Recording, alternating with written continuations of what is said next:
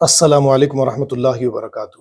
حیدرآباد کے مسلمان دو چیزوں میں بڑے پریشان ہیں، ایک دعوت کھانا اور دوسرا دعوت کھلانا، یعنی جن لوگوں سے دعوت لی گئی انہیں دوبارہ دعوت کھلانا۔ یہ قیمتی دعوتوں نے ہماری معیشت کی کمر توڑ دی ہے۔ روز رات آتے ہی اب ایک ہی کام باقی ہے، دعوت کھانا یا دوسروں کو دعوت کھلانا۔ بریانی ہمارے لیے بیماری اور پریشانی بن چکی ہے۔ کوئی اسے کھا کر بیمار ہو رہا ہے اور کوئی بیمار ہو کر بھی اسے کھا رہا ہے۔ رات کی دعوتوں کی وجہ سے ہمارا معاشرہ بیمار ہو چکا ہے۔ 10,000 لوگوں کی دعوت، 5,000 لوگوں کی دعوت، 3,000 لوگوں کی دعوت، ایک رات میں 50 لاکھ کا ولیمہ یا شادی کا کھانا، 30 لاکھ کا ولیمہ یا شادی کا کھانا، 20 لاکھ کا ولیمہ یا شادی کا کھانا۔ کیا اللہ کے احکامات کا کوئی خیال ہمیں ہے؟ کیا رسول اللہ صلی اللہ علیہ وسلم کی سنتوں کا بھی کوئی خیال ہمیں ہے؟ اللہ رب العالمین نے فرمایا ان المبذرین کانوا اخوان الشیاطین، یعنی فضول خرچ کرنے والے شیاطین کے بھائی ہے۔ اور نبی کریم صلی اللہ علیہ وسلم نے فرمایا کہ سب سے زیادہ بہترین نکاح وہ ہے جو آسان سے آسان ہو، جس میں کم سے کم خرچ کیا جائے۔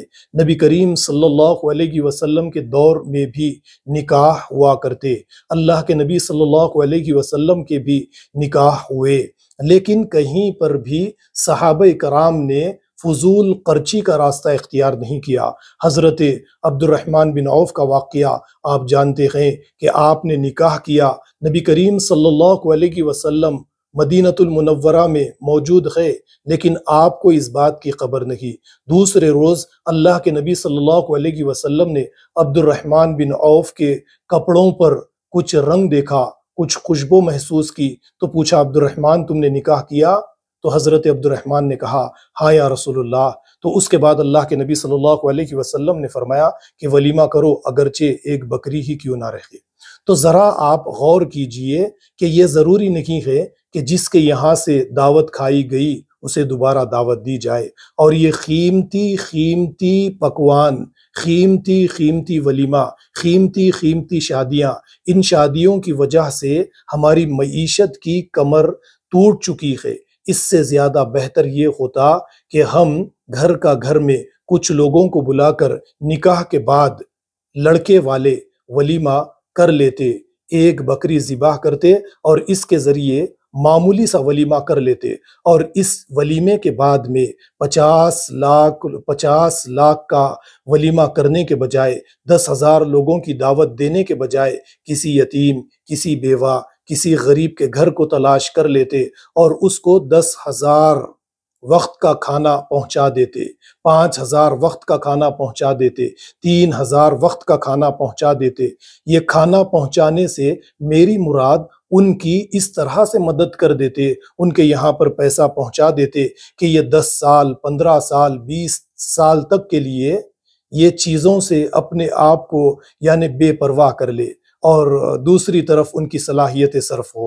یہ کام ہم کر سکتے ہیں۔ اگر یہ کام ہم کریں تو اس کے بہترین نتائج، بہترین رزلٹس ہمیں ملیں گے۔ یا پھر اسی طریقے سے ہمارے اپنے خاندان میں کوئی غریب ہے جو کرائے کے مکان میں رہتے ہیں، 50 لاکھ کا ولیمہ کرنے کے بجائے 25، 30 لاکھ، 20 لاکھ کا انہیں مکان دلوا دے، یا 2 غریبوں کو، اپنے ہی رشتہ داروں کو یا آس پڑوس میں کسی کو 2 مکان دلوا دے، یا پھر اسی طریقے سے کوئی مقروض ہے اس کا قرض ادا کر دے، کسی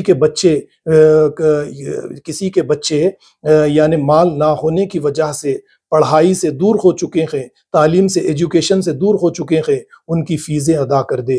اس طریقے سے بھی ولیمہ یا شادی کی تقریب منائی جا سکتی ہے۔ حضرت عمر کا طریقہ اختیار کیجئے۔ حضرت عمر ایک کچے مکان کو تلاش کرتے، جھوپڑی کو تلاش کرتے، بھوکوں کو تلاش کرتے، رات کے اندھیرے میں اناج لے کر ایک جھوپڑی، ایک مکان، ایک غریب تک پہنچتے اور اس کی بھوک اور پیاس کو دور کرتے۔ تو ولیمہ کرنے کا یہ بھی طریقہ ہے کہ ہم 10,000، 5,000 لوگوں کو ایک وقت میں کھانا دینے کے بجائے 10,000 وقت کا کھانا کسی ایک غریب یتیم بیوہ کو دے ڈالے، تاکہ اس سے یہ فائدہ حاصل کرے اور مختصر سا ولیمہ کر لے۔ یہ میری چند باتیں آپ حضرات کی خدمت میں تھی. اگر کسی کو برا لگا ہے تو میں معافی چاہتا ہوں. والسلام علیکم ورحمۃ اللہ وبرکاتہ.